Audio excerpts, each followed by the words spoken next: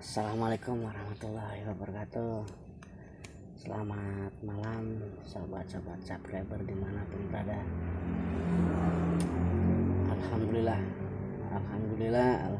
wa syukurillah kita masih berjumpa,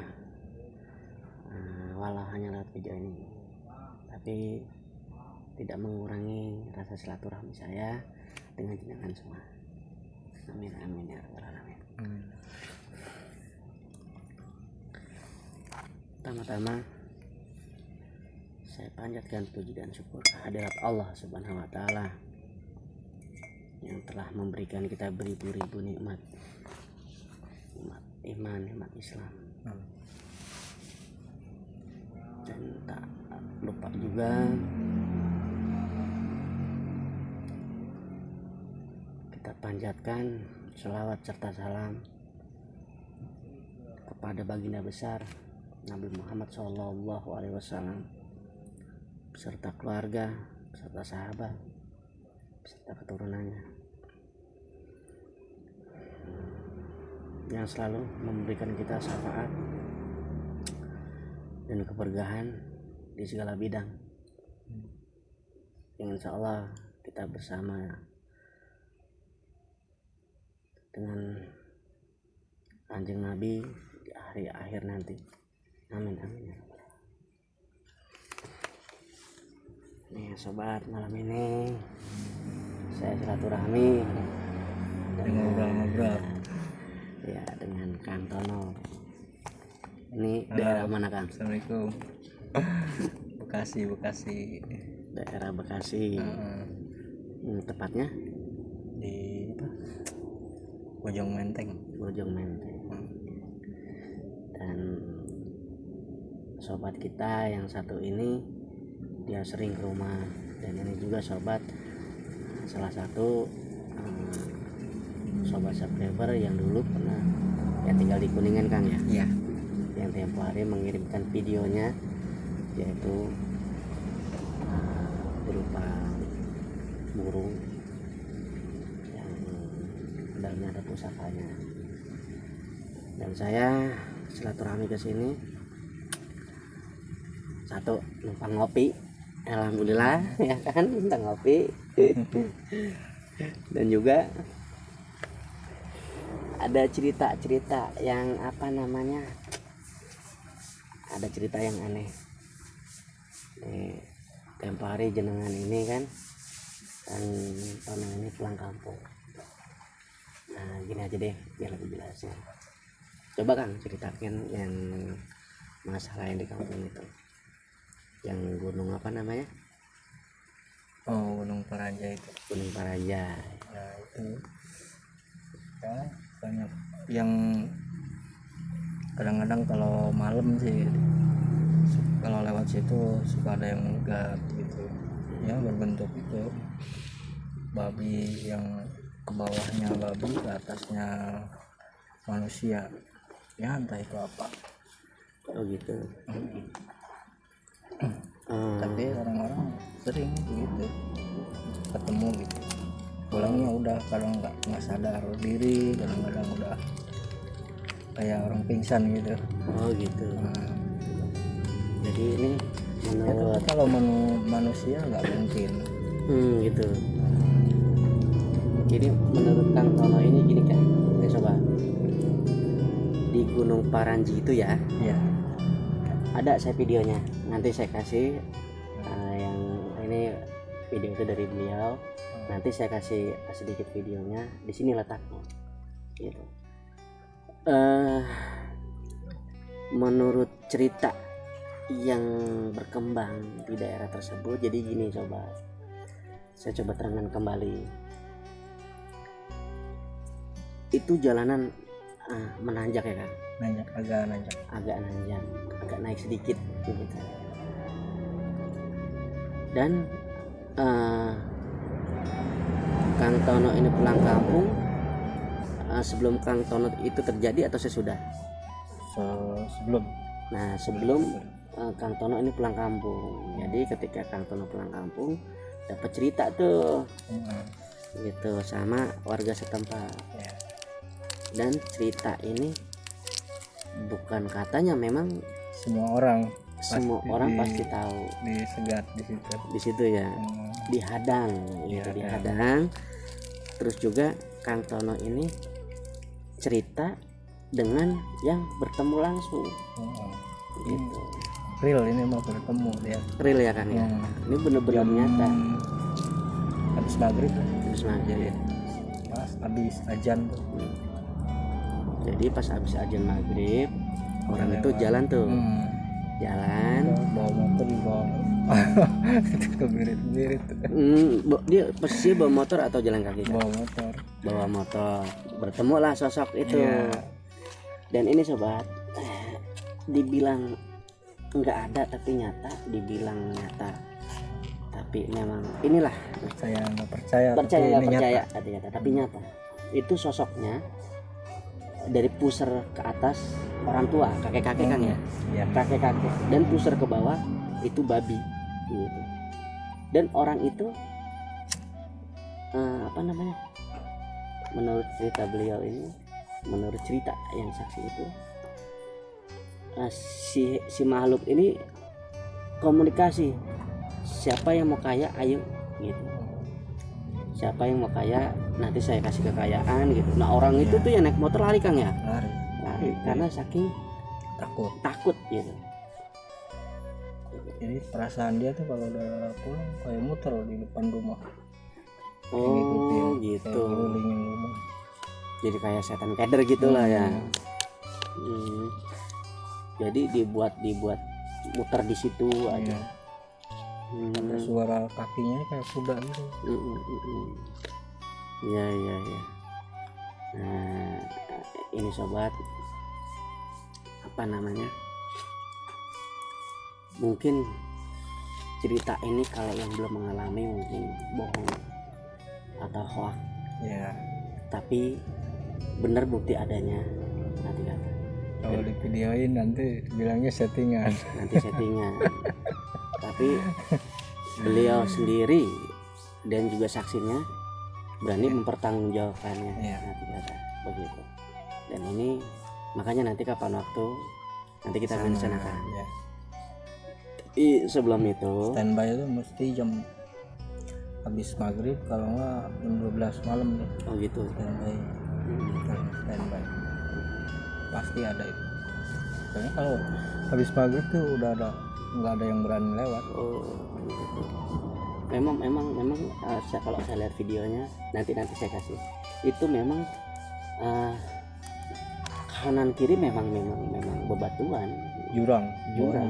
Yang sini tebing, yang di sini jurang gitu aja. Saya ngeliat sepintas videonya saja udah merinding. Perkiraan dalamnya 10-20 meteran. Waduh, jurangnya. Iya. Dan ini untuk menambah wawasan juga, untuk menambah keimanan juga. Jadi apa namanya,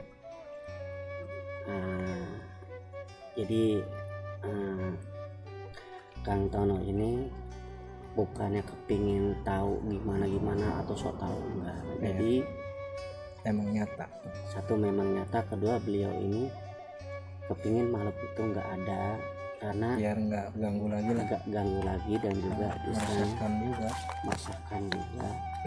Soalnya di sini ada kalimat mau kaya. Itu dari mulut ya makhluk itu Kang. Dia bicara. Ayo siapa yang mau kaya nanti saya kasih. Inilah kita kembali ke yang namanya tafsir dengan kalimat apa sih, saya sedikit lupa. Tafsir, dalil dan hadis yang mengatakan bahwa iblis menggoda cucu anak Adam sampai hari kiamat. Ya ini salah satu buktinya. Makanya bagi kita semua ini maaf mohon. Ayo kita sama-sama memperkuat diri kita dengan cara bersolawat, beristighfar agar dijaga. Sedangkan jin, iblis itu kalahnya dengan sebuah keimanan kita Ya. gitu, kepada Allah Subhanahu wa taala dan kepada Rasulullah. Jangan sampai dah kayak dari gituan. Ya memang Amit ya. amit ya. Cuman manusia sekarang kan banyakannya udah Iya gelap ya. begitu. Ditawarin itu udah. Tuh bagi apa namanya, Contohnya banyak. banyak ya. Banyak. Saya salut dengan Kang Tono. Dia berawal istilahnya dari orang yang dari keluarga yang nggak mampu, berangkat dari kampung dengan modal keyakinan dan sebisa dia hingga sampai detik ini. Jadi dia mau berusaha dan arti kata saya salut sama beliau ini. Jadi saya banyak belajar dengan beliau arti kata tentang arti kehidupan. Bahwasanya kita tidak boleh menyerah dengan kondisi apapun, dan harus semangat, dan juga kita tidak harus bergantung kepada seseorang gitu. Tapi sebaik beliau, dengan tabiat karakter beliau, dengan yang apa adanya, toh masih banyak, banyak yang sifatnya membohongi beliau ini. Mungkin bukan beliau aja, mungkin kayak seperti sobat semua, kita nih sudah baik sama orang, tapi orang tersebut jangankan mengucapkan terima kasih, bahkan menghina kita, bahkan membohongi kita, menipu sekalipun gitu. Mungkin banyaklah sobat-sobat subscriber di luar sana ini karakternya sama dengan beliau ini.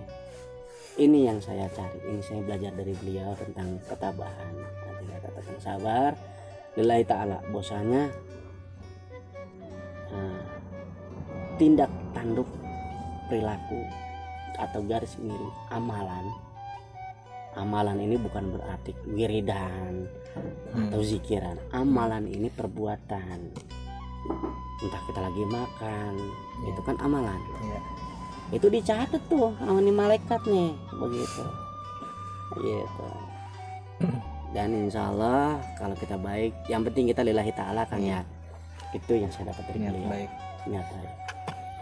Makanya kembali ke cerita tadi,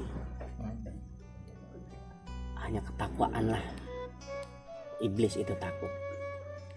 Caranya gimana agar biar dia nggak ganggu orang lewat gitu? Soalnya kan orang lewat jadi malas aja gitu. Kalau masalah kayak gitu gini Kang, banyak pertanyaan seperti itu yang dikemukakan kepada sobat subscriber lainnya kepada saya. Misal, wah ini makhluk pohon angker nih, kadang-kadang dia gentayangan gitu kan. Di sini saya akan bahas begitu. Di sini saya akan bahas tentang pengalaman saya. Jadi kata musyrik di sini, sini kayak model kita punya keris itu pusaka atau yang lainnya deh nanti kelihatan. Ini kita kasih kembang, kita suguhkan sajen gitu kan. Nanti bang sajen itu wah, karena dia udah menyuguhkan berarti kan dia sudah masuk meyakini. Baru jin itu atau iblis itu berinteraksi kan. Entah keris itu goyang atau gimana, berarti kita kan takut tuh gitu kan. Soalnya di luar logika. Jadi intinya semua itu kalau bukan kita yang mulai, insya Allah begitu. Dan juga kayak tadi, saya yakin di tempat tadi tuh pasti ada yang mulai gitu. Ada yang mulai. Kalau ada yang mulai nggak mungkin gitu. Misal ini banyak terjadi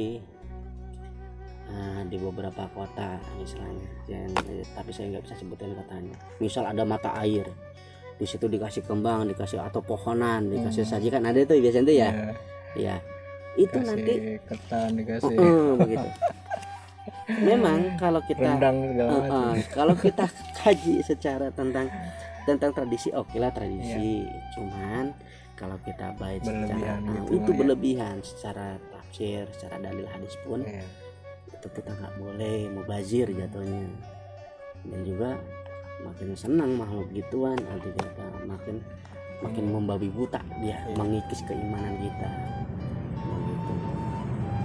Nah kalau itu dia bisa menampakkan wujudnya, begitu.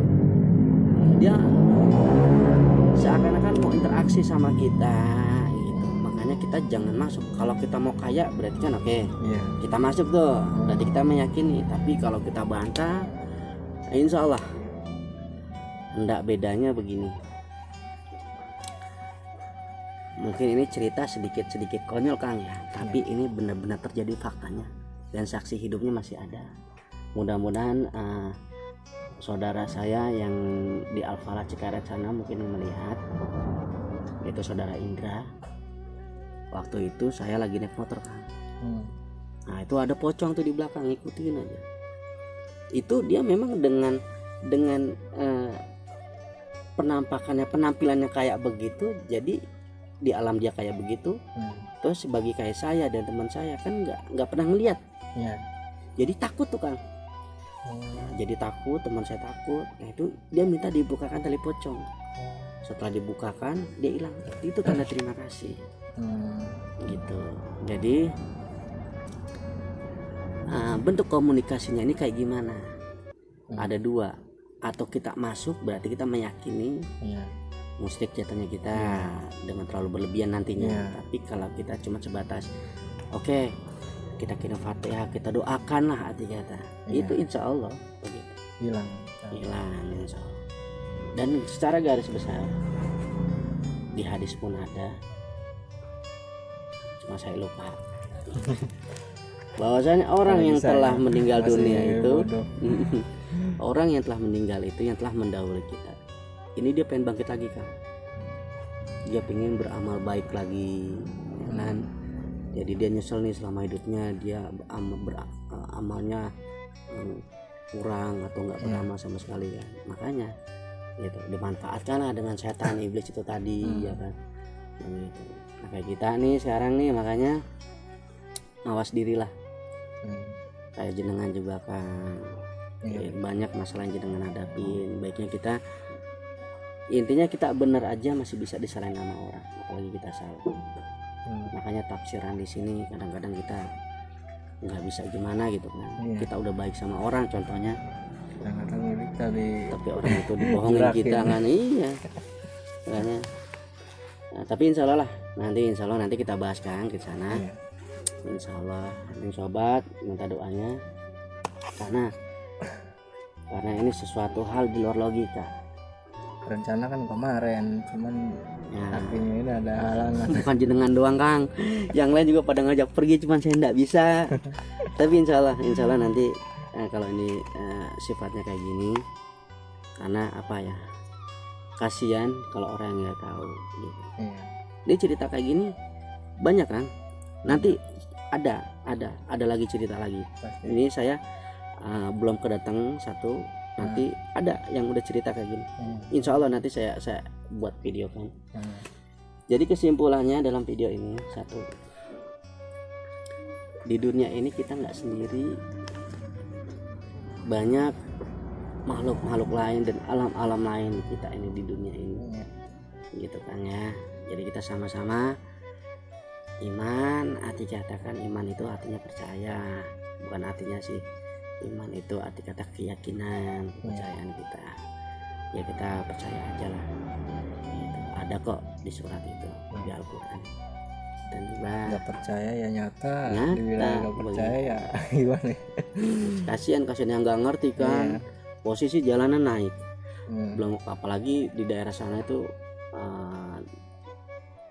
cuacanya kalau Ekstrim lagi lah. hujan iya kabut dan juga takut mencelakai gitu.